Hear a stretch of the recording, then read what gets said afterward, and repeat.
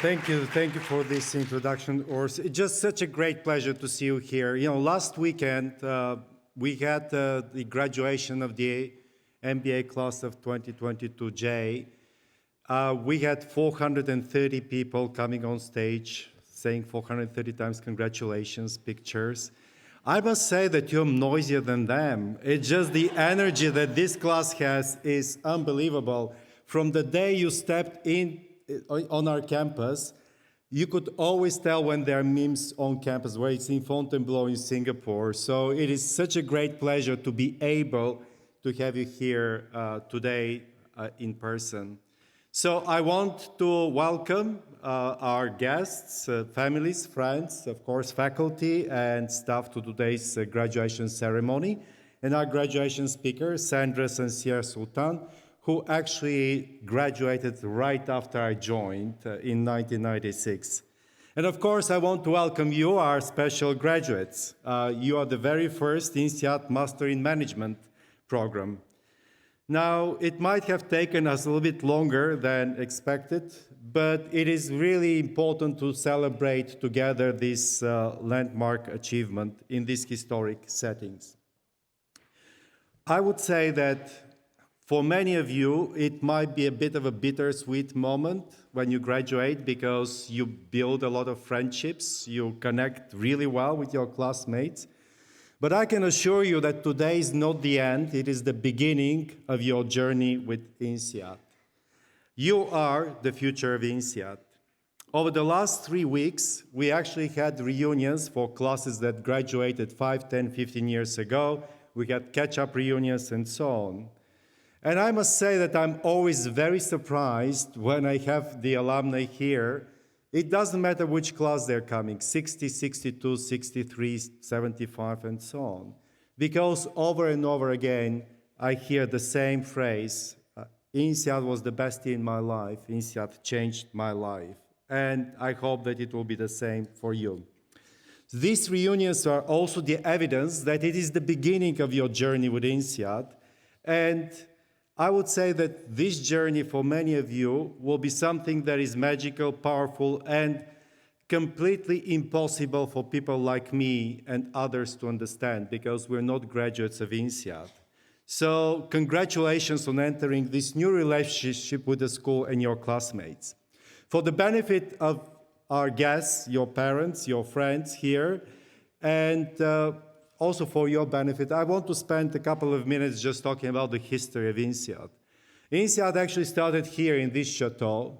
When you go to the main staircase, on the right side in the corner, there is one room, which was our first classroom. Like you, there were pioneers. 53 students from mostly Europe at the time came together to a school that nobody knew before. But the important thing about Insead and its start was that Georges Doriot, our founder, he was a professor at Harvard Business School at the time, he wanted not only to bring management education to Europe, he wanted actually to create something very special. He wanted to create a place where people can get together to build businesses together and promote peace and prosperity. It was very important to have the peace component in this. And it was today, I think that in the last few months, we don't take peace as a given, but for many, many decades, we're taking peace as given. But in 1959, it was only 14 years after the Second World War, and with a history of European nations, the Brits, the Germans, the French, the Italians, fighting with each other for centuries very successfully. So thinking about bringing them together and creating peace was a very noble idea. Now, today, we have a very similar vision, except that now our ambitions are much bigger and global. For the next 60 years after the start of Insead, Insead has achieved a lot of success. Besides creating the first MBA outside of North America and creating the first one-year MBA in the world, Insead also created a lot of new innovations in the executive education front. We are the first school to create dual campus, now quadruple campus structure with Insead here, Singapore, Abu Dhabi, and San Francisco. We created the Global Institute for Business and Society, and we today have become one of the biggest and most impactful business schools in the world. We started with pioneers like you, with 50 people here, but today we must feel very proud of what the school has achieved. Still, we can be very proud of where we are, but we have to recognize that a lot of changes that we want to see are happening very slowly. So today we're facing environmental challenges, economic issues, inflation, social cohesion, populism, war in Ukraine, and climate change. And challenges coming from the implications of the new technologies and the future of work. We feel that the world is facing too many of these challenges and we need to act faster. When I started in 2013 as a dean, almost 10 years ago, these issues were not on the front pages of newspapers and magazines. Sometimes people would talk about that, but more or less they were mostly kind of like side conversations. To understand where we are and why we have to pay more attention to this, we need to go back in time. And I'll go back 2,000 years ago. 2,000 years ago, the average person did not have very high standards of living. Basic food, basic clothing, and you would expect people to live 30 or 40 years maximum. By the 1800s, for 18 centuries, the life expectancy did not change that much. It was still below 40 years. And not only this, but in the world, 9 out of 10 people, 90% of the world population, lived in extreme poverty of less than $1.90 a day. However, in the following 200 years, and growth is only a new phenomenon in the last 200 years, things changed dramatically, and lifespan doubled. So today we expect people to live 80 plus years. Not only this, but income per capita increased 15 times just in 200 years. We are fascinated by the technological progress that we see. We can do so many things on our iPhones. We can fly, people can travel to space, and whatnot. We are fascinated with these technologies and the remarkable ascent of the human race. But in this fascination, we very often forget that the industrial revolutions that we have witnessed have also byproducts that are not necessarily that desirable. If you look at the Industrial Revolution in the 19th century, the steam engine, the invention of electricity, and so on, you have to realize that it created conditions that none of the existing social systems could actually handle. And because the social systems, the political economic models at the time were failing, that's why new ones emerged. And the new ones were liberal democracies in which we live today, but also communist dictatorships and fascist regimes, because they were born to deal with all these byproducts of the Industrial Revolution. The 19th century saw the creation of the Communist Manifesto that then paved the way for very repressive regimes in the West, in the East. I'm from Bulgaria, by the way. I lived in one of these regimes until 1990. But not only the Communist Manifesto, the British Army itself, just by itself, fought in 34 wars around the world because they needed the resources for this industrialization.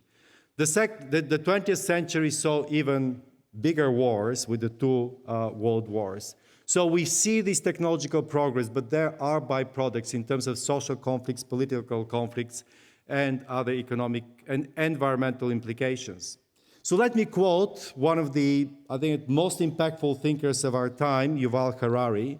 In his third book, 21 Lessons for the 21st Century, he states, "The challenges posed to humankind in the 21st century by infotech and biotech are arguably much bigger than the challenges posed in the previous era by steam engines, electricity, and railroads. We cannot afford failed models." I'm saying all these things today because you, the Future of Insead, and we, currently at Insead, we are responsible to think about the impact of the fourth industrial revolution.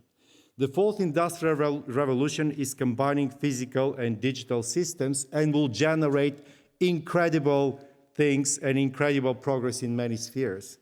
but it will have also some implications that are not so desirable.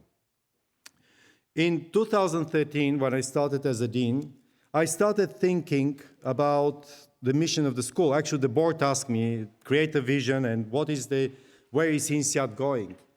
And I decided, together with my leadership team, to focus on the idea that business must be a force for good. Because if business is not a force for good, then what are we doing here? Initially, as an economist, it was very easy to say, what does it mean business is a force for good?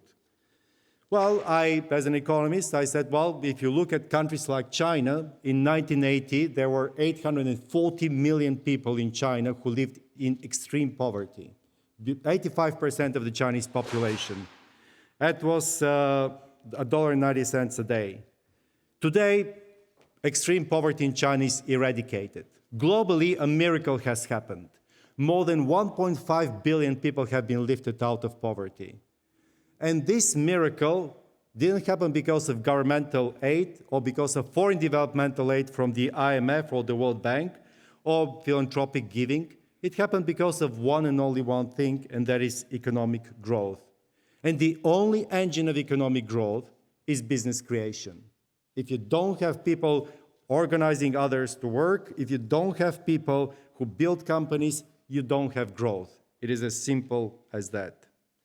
So we were very happy that we have a great mission here for the world. We get all these bright people from all over the world and then send them back to 180 countries. And with their skills and their mindset, they create growth and they lift people out of poverty. Unfortunately, this interpretation did not fly very far because some people started saying, but business also does other things. There are other impacts. So that's why we started in 2018 the Hoffman Institute for Business and Society to create a much broader interpretation of business as a force for good. It means that in the process of value creation for the company, which you have to do, you have to create also to think what do we create for the society and for the environment. And there is urgency to act today because we're continuously creating imbalances between humans and nature, rich and poor. Imbalances between men and women persist. We're creating imbalances between the current and the future generations. And so we have to ask ourselves, do we want to be at the vanguard of dealing with these challenges, or do we want to be bystanders?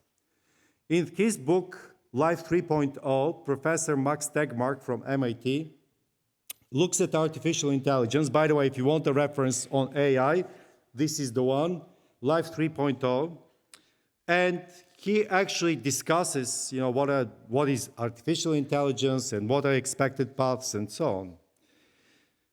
So the most important thing about this book, for me at least, was that there are different scenarios that he's considering. But at the end of the day, he says, which one will materialize depends on us. And if we don't act today, we may not like the outcomes determined only by market forces. So we have to act, not to be a bystander. Insead is a unique school. We are mission-driven and with very strong values. We are the business school for the world. So today, as you join the alumni community, I have a request for you, our very energetic first MIM cohort. I must ask each one of you, how will you make Insead your own? How will you contribute to this mission to promote business as a force for good? We want the world to admire you, and we know that the world will admire you, but we want the world to admire you not only for the great companies that you create or you lead. We want the world to admire you also for what you do for the society and future generations. So today is the beginning and not the end of your Insead journey. I'm asking you, each one of you, to be an ambassador of what Insead stands for. Insead is about inclusion, diversity, tolerance, friendship, peace, and prosperity. So going forward, we need to continue championing diversity because it is the way to strengthen communities, individuals, businesses, and countries. Even as we are confronted by this devastating impact of the war in Ukraine, we need, actually not even, just because of that, we need to continue promoting peace and prosperity for every individual and community in the world. We are proud that you decided to take your master's degree here at Insead. I have no doubt that the pioneering class will change the world for the better, and I have no doubt that you will contribute much to the prominence of our alumni community and our school from now on that you can call your own. The world is facing incredible challenges: wars, climate change, inflation. You have acquired the knowledge, the skill set, and I hope the mindset in order to change these challenges into opportunities. You'll face an uphill battle, but you have to win because you are Insead. You're not just alumni now. You are our partners in this magical journey called Insead. Congratulations and good luck, amazing class of 2021. Thank you.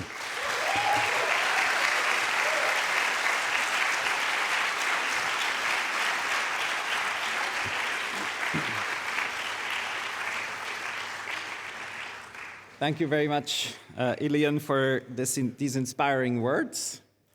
It's now my great pleasure to introduce Sandra. Sandra is a senior partner with McKinsey based in Paris, and she's joined McKinsey in 1993, so just before coming to Insead, where she graduated in 96 with a D class. She's worked across Europe and Africa, spent time in the San Francisco office before moving back to France.